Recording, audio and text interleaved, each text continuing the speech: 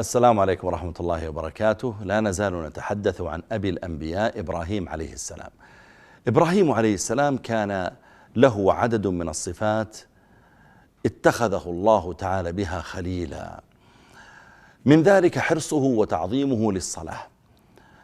إبراهيم دعا الله تعالى فقال: رب اجعلني مقيم الصلاة ومن ذريتي ربنا وتقبل دعاء. ولما وضع زوجه هاجر وابنه إسماعيل بواد غير ذي زرع عند مكة، قال داعيا: ربنا إني أسكنت من ذريتي بواد غير ذي زرع عند بيتك المحرم ربنا ليقيموا الصلاة. ولذلك لما ذكر الله تعالى ذرية إبراهيم ذكر الصلاة، فقال الله تعالى عن إسماعيل عليه السلام: وكان يأمر أهله بالصلاة والزكاة وكان عند ربه مرضيا.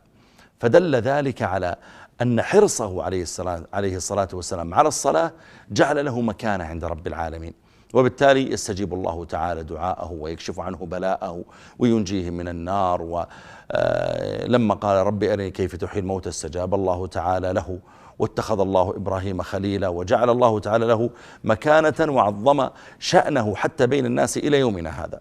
والأنبياء عموما عرفوا قدر هذه الصلاة، فما ذكر الله تعالى نبيا إلا وذكر معه الصلاة في كثير من الأحيان. قال الله تعالى عن عيسى عليه السلام: وأوصاني بالصلاة والزكاة ما دمت حيا. وقال الله تعالى عن موسى عليه السلام وعن هارون: أن تبوأ، وأوحينا إلى موسى وأخيه أن تبوأ لقومكما بمصر بيوتا واجعلوا بيوتكم قبلة وأقيموا الصلاة. وقال الله تعالى عن زكريا: فنادته الملائكة وهو قائم يصلي في المحراب. وقال الله تعالى عن نبينا محمد عليه الصلاة والسلام: وأمر أهلك بالصلاة واصطبر عليها. والصلاة شرعت عند جميع هؤلاء الأنبياء لأنها هي الصلة بين العبد وبين ربه، بل كان الله جل وعلا يأمر بها لشكره، فإنه لما من على مريم أنه يجعلها تلد نبيا من الأنبياء ويكون آية أنه من غير أب، قال: يا مريم اقنتي لربك واسجدي واركعي مع الراكعين. يعني اشكر الله تعالى بكثرة الصلاة والركوع، لأن الله تعالى أنعم عليك وخلد لك هذا الذكر الحسن. والصلاة هي العبادة الوحيدة التي فرضت في السماء وفرضت من غير واسطة، فإن العبادات ينزل جبريل إلى نبينا محمد عليه الصلاة والسلام فيخبره أن الله فرض عليه الزكاة أو فرض عليه الحج أو فرض عليه الصوم. أما الصلاة فقد نزل جبريل وعرج بالنبي صلى الله عليه وآله وسلم إلى السماء حتى وصل إلى السماء السابعة، ثم فرض الله تعالى عليه الصلاة، فكانت 50 صلاة ثم خففت إلى 5 صلوات. وقال الله تعالى في الحديث: قال هي 5 وهي 50 قد أمضيت فريضتي وخففت عن عبادي. فهي 5 صلوات بالفعل، وهي 50 بالثواب والأجر عند رب العالمين. وهي أول ما يسأل عنه العبد يوم القيامة، أول ما يسأل عنه العبد من عمله يوم القيامة الصلاة، فإن صلحت نظر في باقي عمله، وإن لم تصلح لم ينظر في باقي عمله. والصلاة هي أول ما يؤمر به الصغير من شعائر الدين، فالصغير إذا وصل عمره إلى 7 سنوات لم نقل له زكي أو صم أو حج أو اعتمر، وإنما نقول له صلي.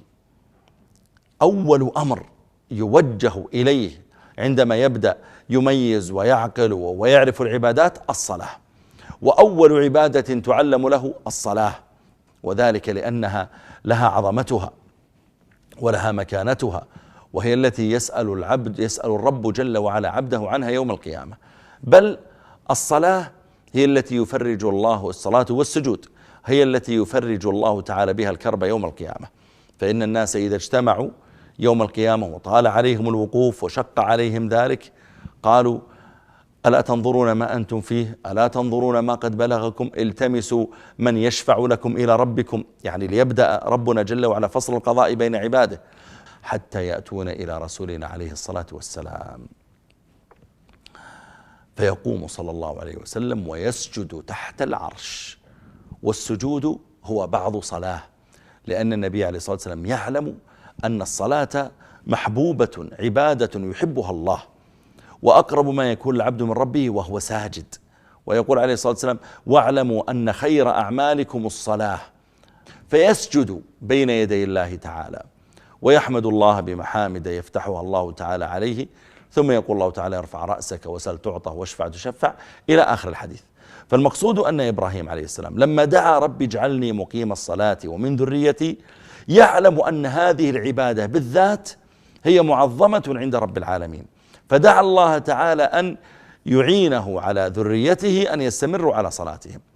وهذا من الاقتداء به. أنت أيها الأب والأم ادعو الله تعالى دائما بهذا الدعاء: رب اجعلني مقيم الصلاة ومن ذريتي.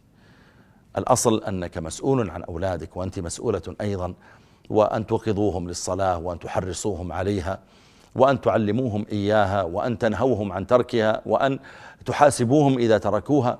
لكن ادعو الله تعالى دائما: رب اجعلني مقيم الصلاة ومن ذريتي. أسأل الله تعالى أن يجعلنا وإياكم من أتباع الأنبياء، وأن يشرح صدورنا وييسر أمورنا ويغفر لنا ولكم.